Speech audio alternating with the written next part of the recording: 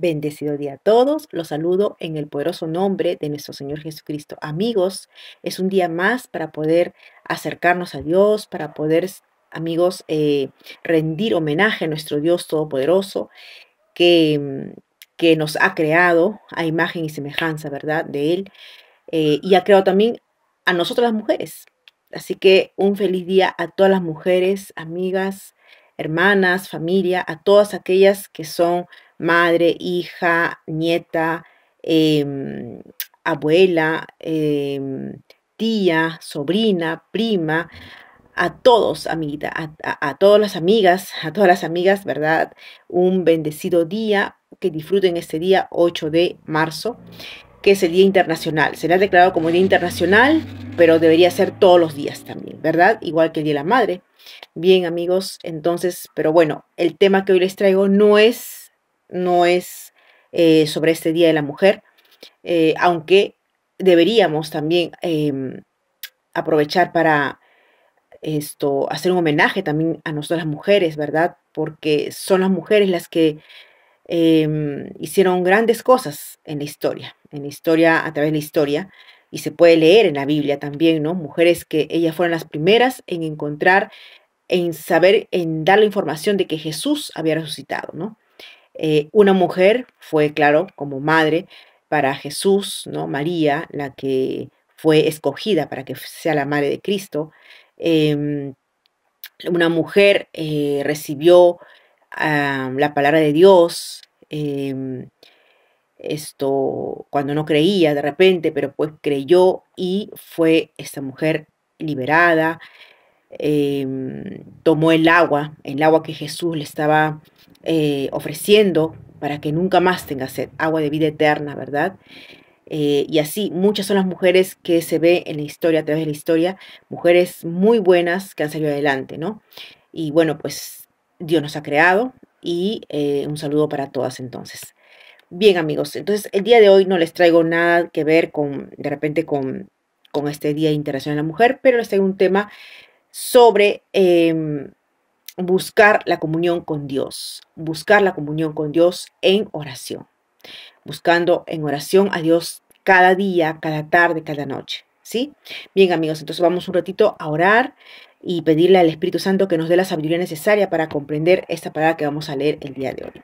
Bien, amigos, eh, te pedimos, Padre amado, Padre Santo, por un día más de vida, te damos gracias, Señor, y nos acercamos a ti para poder pedirte perdón, porque tal vez te hemos fallado, somos desobedientes, tal vez rebeldes. Perdónanos, Señor, límpianos con tu sangre preciosa, lávanos, Señor, y ayúdanos a caminar en el camino tuyo, Señor, en el recto camino tuyo. A ti, amado Espíritu Santo, tú que estás en nosotros, tú que estás como guía y maestro, te pedimos que nos dé la sabiduría, el entendimiento para poder comprender esta palabra que vamos a leer el día de hoy. Gracias te damos a ti y dejamos todo en tus manos, Señor. En el nombre de Dios Jesucristo. Amén y amén.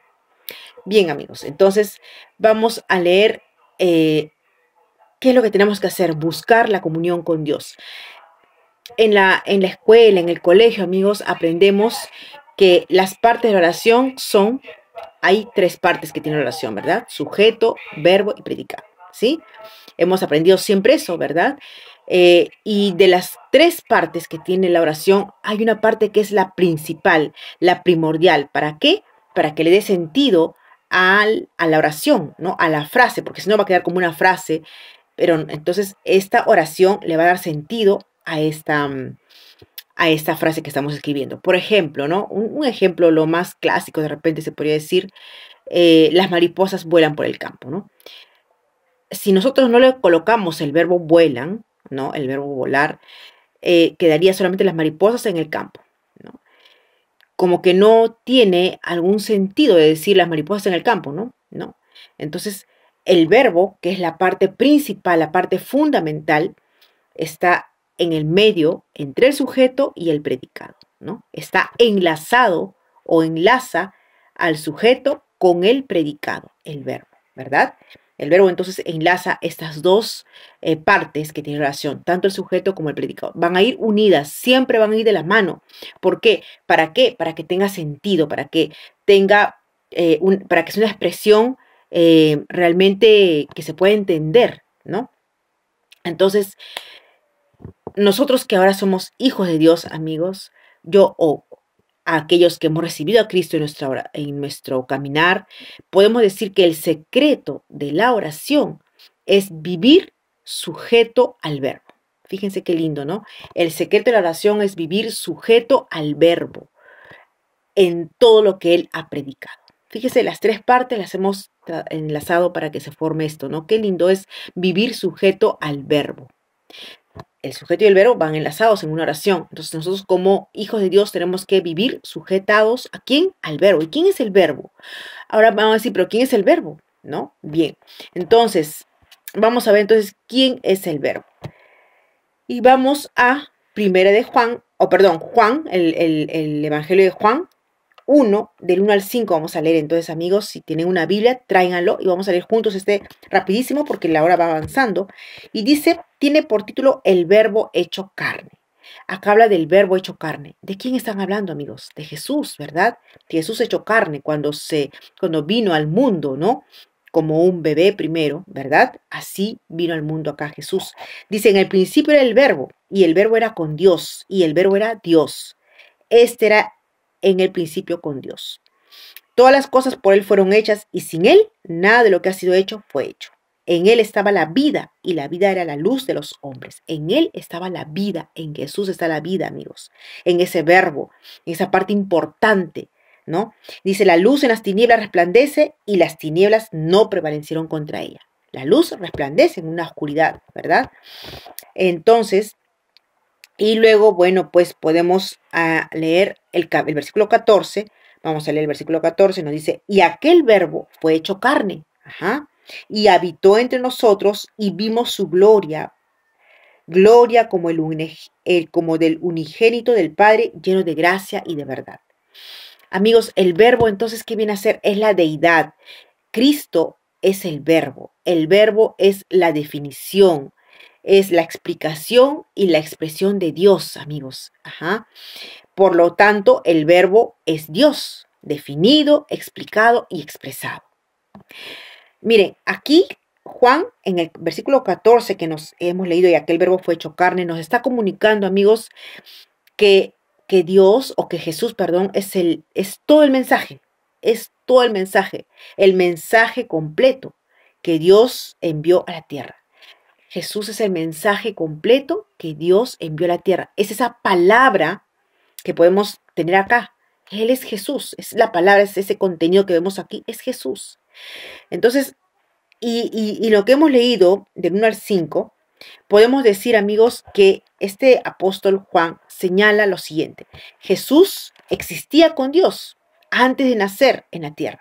Es decir, hay una preexistencia, ya nacía con él, ¿no? Dice, este era en el principio con Dios, en el principio era el verbo y el verbo era con Dios. Entonces ya existía, ya estaba preexistente ya. Y lo tenemos también en Génesis, cuando crearon el mundo, ¿verdad? También, ¿qué nos puede decir? Que Jesús participó entonces en la creación. Jesús es la luz de toda la humanidad. Jesús es el mensaje completo, amigos, ¿verdad? Es el mensaje completo. Y nos vamos un ratito a Colosenses un ratito, Colosenses 1, del 15 al 17. Miren lo que dice acá. Él es la imagen del Dios invisible. ¿Quién es la imagen del Dios invisible? Jesús. Es la imagen de un Dios que no lo vemos. Tampoco a Jesús lo vemos ahora, pero lo han visto aquellos que vivieron en esa época donde Jesús vino acá a la tierra, ¿verdad?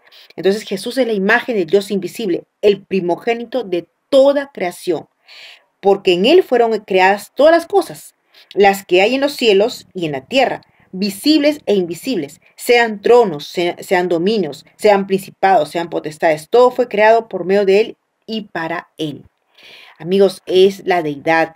Este verbo es lo más importante que tenemos nosotros, amigos. Entonces Jesús es la imagen de un Dios invisible, ese Dios que no vemos, pero que sabemos que Él está con nosotros, que su presencia nos acompaña si nosotros le invocamos a Él. ¿Y cómo le vamos a invocar? En oración.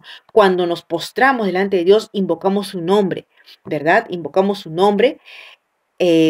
Y ahí es cuando nosotros podemos tener esa comunión, esa relación con Dios. Ahí es cuando decimos que estamos sujetos a Dios, sujetos al Señor. Y cuando leemos su palabra también, estamos y sujetos a Él. Y no solamente al hablar o al compartir su palabra, nos sujetamos a Dios, pero no solamente es de esa forma, también cuando hacemos lo que Dios quiere que hagamos, cuando hacemos su voluntad. Ahí estamos nosotros haciendo lo que Dios nos pide, esa comunión, ¿no? Ese apego, ese de estar sujeto, es estar siempre en constante comunión con Él, ¿no? Eso es lo que tenemos que buscar, amigos, en todo momento, en todo tiempo, amigos. Se puede decir entonces, amigos, que el verbo nos comunica la vida eterna y es una persona divina de Cristo como una declaración, una definición, una expresión de todo lo que es Dios, ¿verdad? En Él está la vida, en Él está la vida, Él es la vida, Jesús es la propia vida. Y si vamos entonces a acá, a Juan, el mismo Juan 11, 25 y 26. Vamos a leer un ratito estos versículos que nos tienen que hablar justamente de la vida. Dice, le dijo Jesús, yo soy la resurrección y la vida. El que cree en mí, aunque esté muerto, vivirá.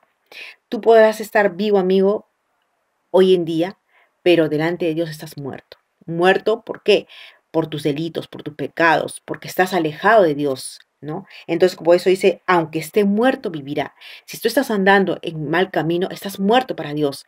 Pero si tú crees en el Hijo de Dios, si tú aceptas que Él sea tu Señor, tu Salvador, que eres el Hijo de Dios, vas a vivir para Dios, vivir para la luz, para la vida eterna.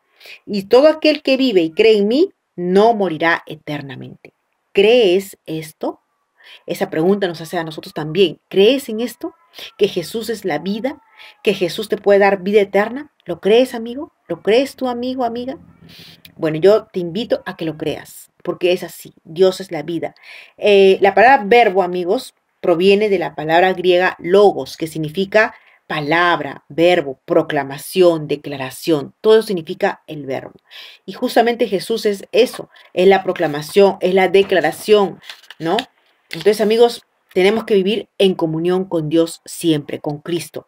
Predicar de su palabra, esta palabra que es viva, que es espíritu y es vida, amigos. Vida para aquellos que creen, vida para aquellos que lo aceptan.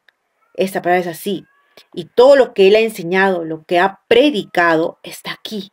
Y eso tenemos que transmitirlo, amigos. Entonces, amigos, en conclusión, ¿qué les podría decir? Que sin Cristo, amigos, nuestra vida no tiene sentido. Nuestra vida no vale. Sin Cristo, nuestra vida no tiene sentido. Él es primordial en nuestra vida.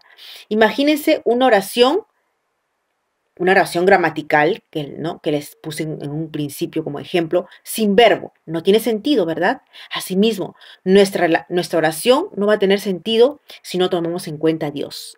¿A quién nos dirigimos? A Él. Él es el verbo, ¿verdad? Entonces, a Él va dedicada nuestra oración cada día, a nuestro Dios. Entonces, amigos, yo los animo a todos que tengan comunión, que tengan relación con Él, que se acerquen a Dios en oración constantemente. Y lo mejor de todo acá, amigos, es esto. Una vida en oración es una vida de bendición.